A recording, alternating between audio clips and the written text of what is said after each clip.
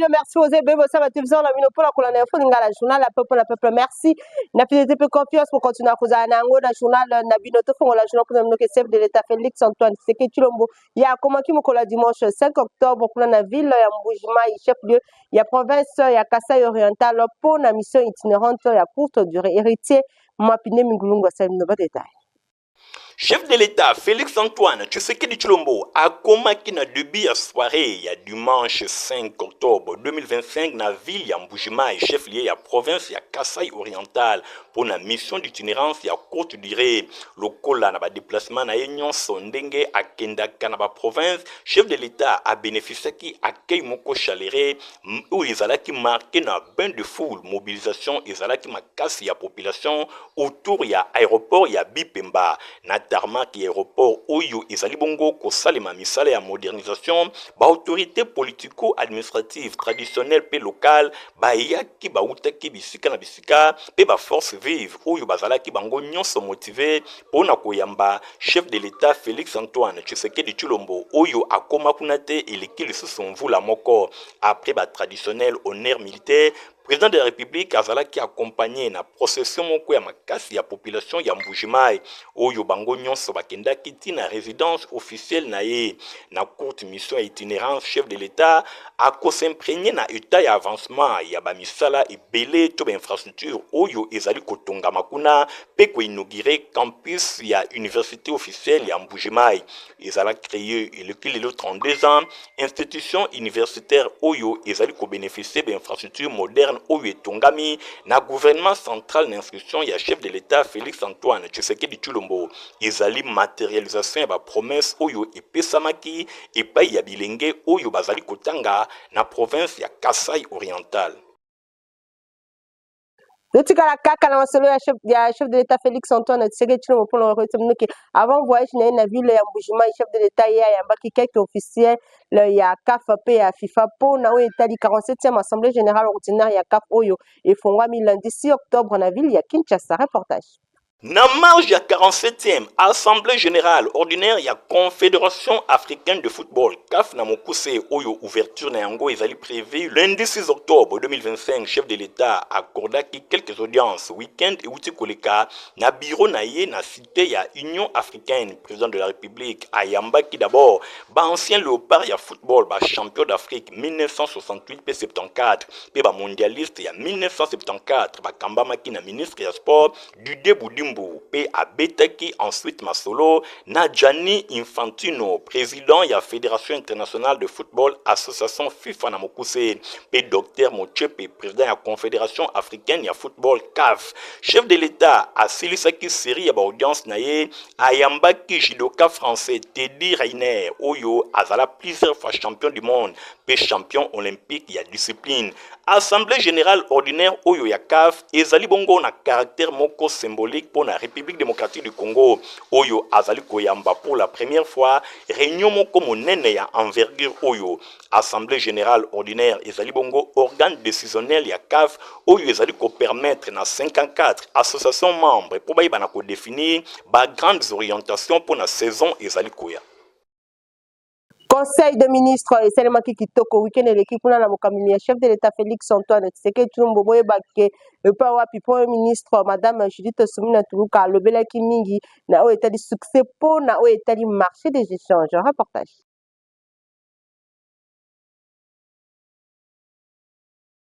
Gouvernement oyo ezali dirigé epai ya premier ministre Suminwa basalaki 61e réunion ya conseil des ministres na bokambemi ya chef de l'État Félix Antoine Tshisekedi Tshilombo. Rendez-vous hebdomadaire oyo ezalaki clôturé na poso epai wapi gouvernement a récolté franc succès sur le marché d'échange pe ba biens et services. Na communication liminaire na ye chef de l'État Félix Antoine Tshisekedi Tshilombo azongelaki appréciation ya monnaie nationale pe a félicitaki gouvernement elongo na Banque centrale du Congo pour na ba résultat oyo bauti ko sala to pe bauti ko enregistrer. Alobeli affermissement significatif ya franc congolais vis-à-vis ya dollar ezali constaté ba semaine oyo e uti bongo koleka boye 9,1% depuis le 19 septembre 2025 selon compte rendu à porte-parole du gouvernement Patrick Mouyaya. Président de la République à soutenir à l'objet désormais ezali nécessaire ya bakende lisusu musika pona oyo etali politique budgétaire.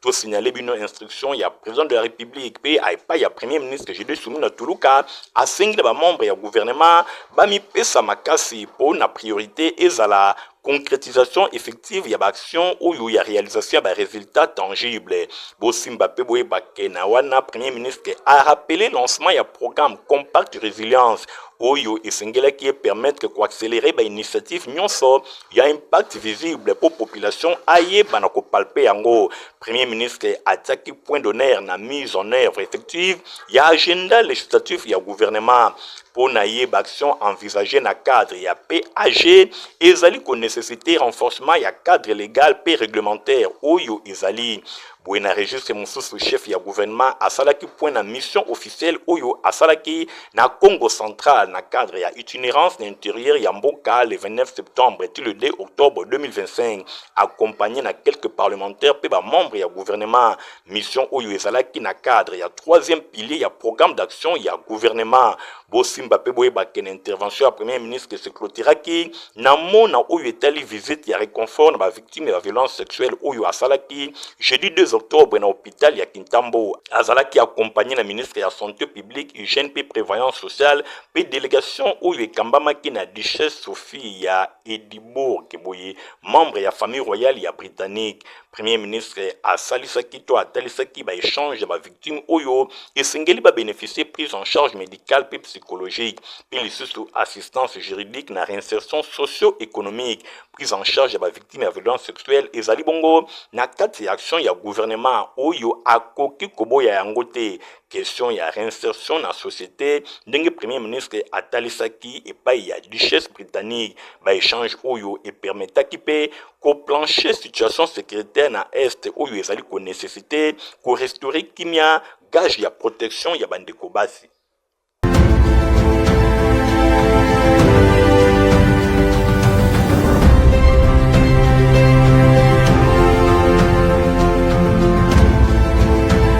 La Nationale Assemblée provinciale ya Congo central Bosimbake mokola lundi 6 octobre ba échaufferie ezalaki makasi entre ba députés pétitionnaires na ba non pétitionnaires Nadine Asona Aseline Nova détail.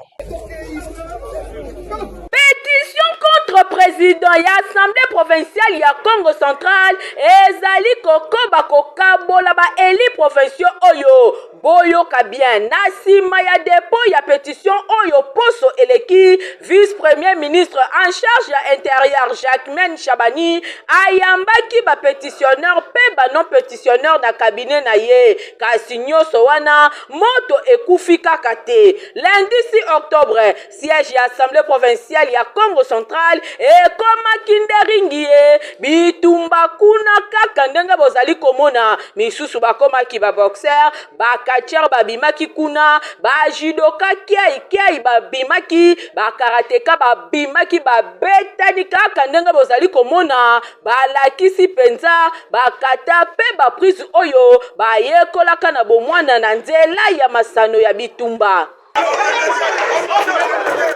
Na sima ya ba échauffourée to kobenda na entre ba député bilan ezalaki malamu soko mokete pour na salle de plénière ya assemblée provinciale ya Congo central bakiti epukani ba mesa emwangani écran kutu epanzani donc eloko ya malonga ezali susu na salle ya réunion ya assemblée provinciale ya Congo central te pour na bitumba entre ba député provinciaux oyo bazali pour pétition initiée contre président na bango Papi Montezolo na oyo bazali contre yango.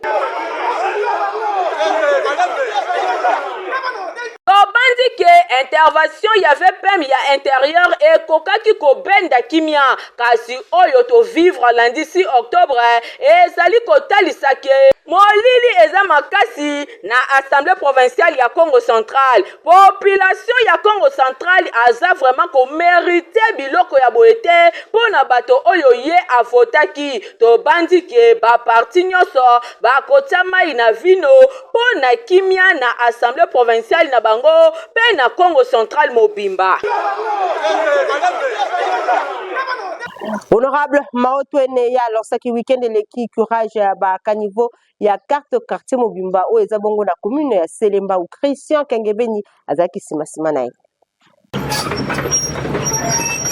Population avandi na commune ya Selembao bazali kosepela tango nyonso misala kitoko pe ya minene oyo molobeli na bango honorable Maotwene papa Selembao de les responsables azali kosala bosimba pe boye bakemikolo eleki curage ya rivière Kalamu ebandaki kosalema pona ko éviter ba inondation na ba quartier lokola Eradi Ngafani Ngobila Pulumbambu misala oyo esilaki te kasi ekatanaki nde honorable Maotwene a relancé yango lisusu population atondisami na esengo komona ke curage ya rivière Kalamu ezongi ata bamvula ekonoka ndenge nini ekozala pasi te pona bango bosimba pe boye bakenyonso ezalaki a cause ya baengin oyo ebandeki kosala mosala ezwaki pan kasi na bokasi ya honorable Maotwene misala ya curage ezongi lisusu population atondisami na esengo na ndenge ya kosakana te pe bazali kosenga ke misala yango ekende ti na suka na kolongwa komini ya Selembao epai wapi misala ya curage ya rivière Kalamu ezalaki relancé honorable Maotwene Elia Selembao de les responsables abengisamaki na pigeon epai wapi groupe ba mama bayaki wana bayaki koyopesa ba doléance na bango epai ya honorable Maotwene pona likambo etali ba érosion pona bango balobi soki misala esalemi te kala te bamvula ezali kozonga ekozala pasi pona bango na tina wana honorable Maotwene a promettre bango akosala nyonso pour que misala ya kobundisa ba érosion esalema enfin que bamvula déranger bango te ndenge imoko atalisi awa na quartier Madiata et puis na une partie à Minza Pigeon tu as eu visiter ba érosion et se déranger bandeko et toujours senga na OVD o tu travailler en collaboration azo makambo ya ba érosion ya engoma Kimumba Kinshasa au sérieux ce qui est en fond vraiment pour débloquer vraiment gouvernement central faut redébloquer zali pour chango penda na ba lutte anti-érosif pour population oyo nde ba chaka biso na ba place ko zali population oyo nde ba votaka biso mais ceux qui bango nyonso baza emporter na ba érosion na ba inondation lobby banana ba ko voter biso tozo senga vraiment bozwa likambo au sérieux bo chaba mbongo penza oyo sengeli pona kosala ba action anti-érosif pour population ya engoma Mobimba Kinshasa bazwa kimia ba mama pe na ngambu na bango batondisamaki na esengo koyoka ke ba doléance na bango epai ya honorable Maotwene ekwei na mabele ya kitoko pe batalisi esengo na bango oui misala kitoko ezali kokoba se kokoba honorable Maotwene azali kokanga miso te tango nyonso azali ofure au moulin pona bolamu ya population oyo bavotaki. Le 5 octobre, Yamboula Nyoso, journée internationale de l'enseignant. De Natinawa Naba, enseignant, il y a synergie des enseignants, il y a République démocratique du Congo, Basangana, Kunanakati, célébrer qui journée qui toko le samedi 4 octobre, na village Bondeko, Kunana commune, il y a limité. Sur place, témoin événement, Igor Nting, Péritier, Mapinemi.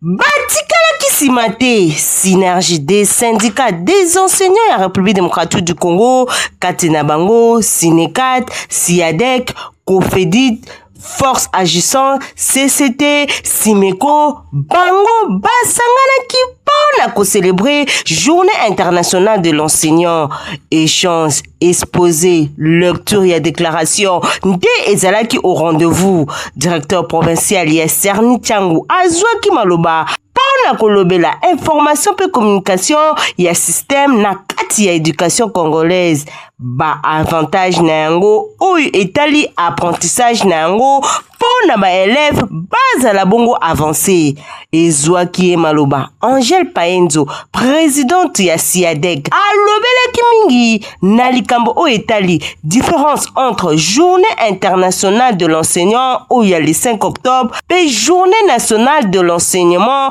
oyo esalemaka bongo le 30 avril. Katina yango apesaki pe lisusu ba avancé pe ba droit oyo esengeli enseignant azala na yango. alobi ete gouvernement azali bongo kosundela baenseignant bango nde bazali bongo facteur ya développement mpo na biso kati nango bapesaka enseignement mpo lelo président de la république babima premier ministre pe bato ya ndenge na ndenge ekomaki tour ya président ya Sinecat pe porte-parole ya synergie ya basyndicat baenseignant ya république démocratique du Congo azomaloba na kosala déclaration oyo baenseignant bazali kosenga na gouvernement na bulamatari ke biso tolingi mosala kasi tolingi mosala wana ezala mosala moko ya qualité yango toutai kotika cahier de charge au niveau ya président ya république au niveau ya maman premier ministre pamba te yende mutazali na conduite politique ya gouvernement totiki pe pa ya mama Raisa o azali mokonzi ya éducation nationale na ba ministre ya budget pe na parlement tolobi boye balakisi bandimaki kozonga kelasi basala mobulu te mekino lelo oyo bazone salariale ezali molakisi moko te na république oyo azali kozwa $200 me tala yo moko vi ndenge komi cher tolobi na bango babongisa lokola parlement azali na makambo ya budget babongisa soki babongisi te dele oyo topesaki ti le 4 décembre balakisi bakokoka susu kosala mosala te. Conseil supérieur ya chute ya République démocratique du Congo célébraki samedi 4 octobre 2025 na mosquée Al Hassal la commune kuna ya Ngaliema 1500 ans ya naissance ya Saint prophète Mohamed. Francis Kanzaloko kapesi bino détail. Conseil supérieur Yabashi de la République démocratique du Congo, CCRDC na Mokuse, ba célébraki mokolo ya samedi 4 octobre 2025 na mosquée na bango Al Rasoul Oyo Izwami na commune ya Ngaliema 1500 ans ya naissance ya Saint prophète Mohamed Kimia Pelobiko ponaye. Événement religieux Oyo ezalaki bongo ya mutuya na ndenge ya kosakana te ezalaki placé na signe ya kimia pe fraternité pe convivre ensemble interreligieux bosimba ke cérémonie Oyo et connaîtra qui participation ya ba personnalité ya ndenge na ndenge kati na bango ba représentant ya commission d'intégrité et de médiation électorale simé na mokuse pe ya conseil interreligieux congolais. Boye tomonaki plateforme ya confession religieuse ya communauté islamique en RDC Komiko pe réseau ya ambassadeur pe lisusu délégation moko ya makasi ya gouvernement Oyo ekambamaki epai madame la ministre bango nyonso bayaki ko répondre na appel ya CCRDC Oyo azali déterminé ya kosala célébration Oyo moment moko ya unité nationale pe ya dialogue spirituel boye na maloba na ye na maloba d'ouverture secrétaire général ya CCRDC akumisaki présence ya invité pe a rappelaki ke vi ya prophète Mohamed etikali modèle moko ya justice ya vérité ya miséricorde pe asengi na ba fidèle nyonso bayeba na kolanda exemple Oyo pour na ko renforcer cohésion pe kimia na kati ya mboka na biso République démocratique du Congo. Imam supérieur adjoint na ngambo na ye a insistaki mingi na dimension spirituelle ya commémoration Oyo pe asengaki na bilenge nyonso ba musulman bayeba na kotanga pe basangana pona ko investir na développement ya mboka na biso pe nyonso bayeba na ko demeurer fidèle na ba valeur prophétique na piété na sagesse pe na solidarité. Izwaki maloba révérend docteur Israël Dodo Kamba Oyo azali président interreligieux congolais a félicitaki CCRDC pour na initiative inclusive Oyo pe atalisi importance ya dialogue entre ba confession religieuse pour na kobatela la kimia pe stabilité ya mboka. Alobi biso nyonso tozali ko croire na nzambe moko pe tozali ko partager ba valeur moko bolingo kimia pe bosembo biso nyonso ensemble tosangani tokoki kotonga société moko ya malonga. Moma ya kafu ya cérémonie ezalaki bongo discours ya Cheikh Isamba Kinkusu imam supérieur ya CCRDC na maloba na ye Oyo ezalaki na sagesse ya makasi a rappelé naissance ya prophète Mohamed Oyo ezali bénédiction pona mokili mobimba a rappelé na ba croyant nyonso bayeba na ko marcher na ba trace na ye pe ba cultiver kondima tolérance pe respect mutuel. Cheikh Isamba qui a remercié ki madame la ministre Boyesime pe sik pe komiko et longo na ba délégation nyonso bayaki wana pour na engagement na bango en faveur ya dialogue interreligieux pe ya kimia awa na République démocratique du Congo. Cérémonie et se clôturera qui na atmosphère moko ya ferveur pe ya fraternité. Ba fidèles musulmans nyonso ba tombola ki ba prière na bango pour na kimia na République démocratique du Congo, prospérité ya peuple na ye. Na nzela ya commémoration ya conseil supérieur ya ba chiite ya République démocratique du Congo, ba talisi mission na bango oyo ya kopanza sango malamu mokili mobimba ya prophète Muhammad. Pe oyo ezali fondé na justice, na miséricorde, pe na fraternité entre ba peuple.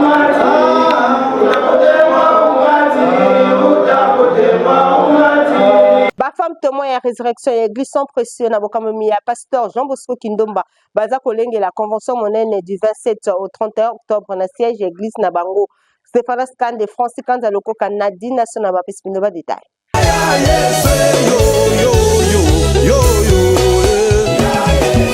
Nazo bengisa ba mama nyonso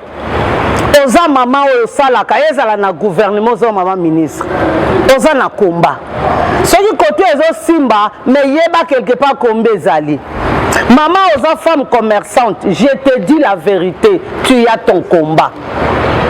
telema oya kozwa victoire mama oyo osalaka so oza maka nyonso même oza na libala olobi mobala alingi nga apesaka nga nyonso ezalaki mpe na ane nayebisa yo ye mobala alingaki ando kopesa double portion mais malgré bolingo ya mobali na ye ekokaki ye te mais il y a quelque chose qui manquait. Voilà pourquoi je viens koyebisa yo mama yaka na kombo na Yesu yaka pour que ozwa victoire na yo que Dieu nous a donné dès le commencement du monde. Wana ezali appel ya pasteur Animbongo Nseka, présidente ya ba femme témoin ya résurrection na église sans précieux wapi epai révérend pasteur Jean Bosco Kindomba azali bongo représentant légal bango bazali kobengisa ba mama pe bilenge basi na grande convention de femmes oyo tem nango ezali femme ton combat et ta victoire, femme ton combat et ta victoire ekobanda du 27 au 31 octobre 2025 à partir ya 17h ti 19h30 na adresse Kakamoko église ya son précieux temple du grand roi oyo ezwami na sima ya maison communale ya Kalamu na Victoire Matonge pendant 5 jours mokoka kolo asopi ngolu na ye epai ya ba orateur oyo révérend pasteur Jean Bosco Kindomba oti ya Milulu pasteur Animbongo Nseka bakisela aninguya animoto prophétesse Vanali Monka bakisa révérente Julie Vanga pasteur Animbongo Nguya alobi na yebisa binoke ekozala na moment moko ya makasi ya mabondeli pe ya délivrance. Toutes les femmes dans la vie ont leur combat. Maman combat ezali mais na yebi que victoire pe ezali na kombo na Yesu Christo. Tu es combattu na ba myome na ba kisse na ba maladie belé mais laisse-moi te dire tikanga na yebisa yo mama victoire est assurée et certain yango nazo benga ba mama nyonso oza na posa victoire kokende na nganga te kokende ba sokola yo te kokende ke yaka na kombo na Yesu nzela na mwasi nzamba pesi biso na nzela ya mwasi akoniata serpent et bongo bozwa ba chantre de l'Éternel.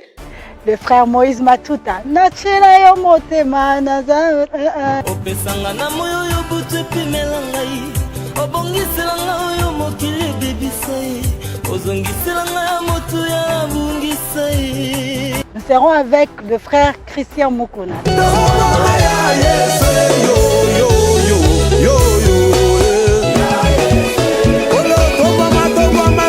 Mama Enis Manyanga. Masolo na betela moto teye Yesu yo témoignage.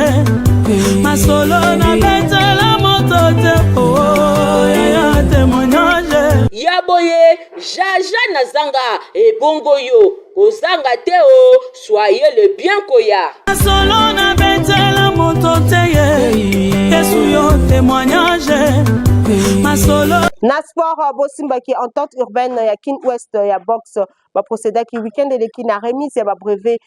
pe ya ba médaille na ba boxeur o bazala ki ba champion cérémonie ezala ki présidé pa ya maître Pasi Mazoa o azali bongo vice président ya entente oyo Edi Imbani héritier ba pinde ba pesi nova détail. Na nsima ya compétition ya boxe mingi penza ya entente urbaine ya boxe ya Lukunga awa na ville ya Kinshasa oyo ezalaki organisé mikolo eleki na stade de martyr de la Pentecôte weekend eleki ezalaki milulu ya kopesa ba médaille pe ba brevet elekaki na commune ya Ngalema mingi penza na espace maire Yengo epai wapi bato bayaki ebele pona koassiste na milulu oyo ezalaki présidé epai ya vice président ya entente urbaine ya boxe ya Lukunga maître Pasi Mazoa oyo azalaka toujours pene ya ba sportif bosimba pe boyeba ke ba autorité pe ba responsable ya ndenge na ndenge ba utaki bisika na bisika pona ko assister na cérémonie oyo tomonaki pe ba maître to ba grand maître ya la discipline mususu bango pe bazalaki wana lokola maître Mafuta oyo azali doyen tomonaki pe grand maître ya ba sport mususu lokola maître Masamba yepe azalaki wana cérémonie elekaki vraiment kitoko ndenge kaka bino moko bozali komona moko sima ya moninga azwaki brevet pe médaille na ye pona kotalisa mérite na bango na sport ya boxe oyo ezalaki organisé na stade de martyr de la Pentecôte na micro ya Info Lingala maître Masamba oyo azali karateka elongo na disciplinaire ya entente urbaine ya boxe pona Lukunga balobaki boy makasi ya liboso esengonana ya monene eloko esami na kati ya mboka na Ngalema eloko ya mibale namoni coach Mafuta ba papa o bankadre biso banatoki bana mike Nako mona nani maître Mazoa ndeko nanga tout ça en sport place mona Isamuko azali moko ya bakandi ya entente ya Lukunga oyo ba athlète ba bundi ba athlète na Lukunga pe ya partout ya kati ya West Mobimba bana na biso bazana kati na mon organisation très bien président Mazoa tout moni ça va dire nae azala toujours derrière ba jeune asoutenaka ba jeune na mambutu yango moni ke non na monaki vraiment soki biso pe to tche maboko lobby et kozala bien pour na ba jeune surtout mingi azolanda vision ya gouverneur premier citoyen de la ville donc bosimba pe boyeba ke particularité ya ba combat oyo ezalaki organisé to championnat oyo na stade de martyr tomonaki pe elenge mwasi moko aexcelaki ye pe azwaki brevet elongo na médaille na ye likambo etali égalité ya genre epesaki esengo na vice président ya entente urbaine ya boxe ya Lukunga maître Pasi Mazoa. Alors ba champion donc moni na ba brevet na ba ba médaille nde remise ezalaki lelo de tokutana biso nyonso poto pesa bango lelo nyonso tosenga ezaka unité na ba sportif nyonso ya Lukunga particulièrement ba boxeur ça ce n'est que le début du commencement tozo préparer ba combat mususu oyo ezokoya ya kafu et ozape même médiatiser nyonso ezali kotalisa ke maître Pasi Mazoa oyo azali pe numéro 1 ya Asbel les amis de maître Pasi Mazoa azali kosunga vision ya chef de l'état na domaine ya sport elongo na gouverneur ya ville Daniel Bumba nyonso wana ezali bongo pona kotombola ba sportif bakende toujours liboso bosimba pe boyoka mikolo ezali koya bakani ko organiser milulu moko ya minene epai wapi bakokanisa ba grand maître nyonso oyo bakufa kuna na district ya Lukunga ekozala bongo ba cérémonie ya kitoko bai bakufa bakozala représenter epai ya basi to bandeko na bango pona ko honorer mémoire na bango na oyo nyonso basalaki na domaine ya ba sport de combat boyende ezalaka maître Pasi Mazoa ami ya bilenge ami ya ba sportif bakinwa nyonso bazali kotalela yo pona likambo etali promotion ya sport merci mingi oyo esalemi ezali munene Poto balonga po la bala la mineza Protiva pipo mukolo ko mena yango pisaka santé ya kitoko. Protiva encore et toujours. Oyo mama bituna tuna ayeba kateti lero apesa mwana ye bire. Ebe na santé kitoko boye. Olesaka ye nini? Aliaka Protiva. Soka ba mama nyonso batimbe ya Protiva poto kitoko pona ba bébé pro. Mama soma ye. Mwana na ngai depuis abanda kolia akoli boye. Aliaka kaka Protiva. Protiva protéines, vitamines énergie. Azama yele na classe, abelaka te, alembaka te. Ba maman, félicitations na bokoneri bana. Protivat, facile à digérer et nourrissant. Ezana, protéines, vitamines et énergie. Hey, bébé na yo kitoko ninyo esakai. Ba ba ingakango, santé kitoko nzoto makasi. Matemi disa, mama detsa mwana. Sukana mbimbi, oye sukana mbimbi. Magusa. Protivat, pour bébé. Dans la communiqué écologique de la lecture na yango. Ba famille Mathieu Mangwete, Yvon Mboyo Olemba, Jean-Pierre Lisanga Bonganga, Marie Bompemo, Pe Cadette Ikoli, Bazana Mawaya Kwebisa na bandeko baninga pe baiba na bango nyonso, liwa ya mwasi na bango mwana ndeko ya mwasi, cousine pe mama, Madame Philomène Mboyo Bonkama, ye akufa kibongo mokolo ya le 23 septembre 2025 na ville ya Kinshasa na sima ya bokono. Wenzoto ya mowei ebombami na hôpital ya cinquantenaire. Bongo matanga ezali kosalema présentement na lopango ya libota ya ministre d'État honoraire Jean-Pierre Lisanga Bonganga. Oyo ezwami na avenue Ganda numéro 18 na commune ya Lemba, référence terrain Méfé. Oui, programme ya matanga ezali boye. Mardi 7 octobre 2025, veillée mortuaire et kosalema na paroisse Saint-Augustin ya commune ya Lemba. Mercredi 8 octobre 2025, na ngonga ya 8h, levée du corps et kosalema na hôpital ya cinquantenaire. Bongo na ngonga ya 9h, nzoto ya mowei ekokoma na paroisse Saint-Augustin ya commune ya Lemba. Messe d'action de grâce ekosalema ekolandisama na dépôt ya ba gerbe de fleurs pemo ya famille na ngonga ya 10h. Bongo na 12h nde levée du corps ekosalema pona bokundami na nécropole entre ciel et terre. Na ngonga ya 5h, bain de consolation ekopesama na bato nyonso. Tika ete communiqué oyo ekomela bato nyonso bayebaka Madame Philomène Mboyo Bonkama.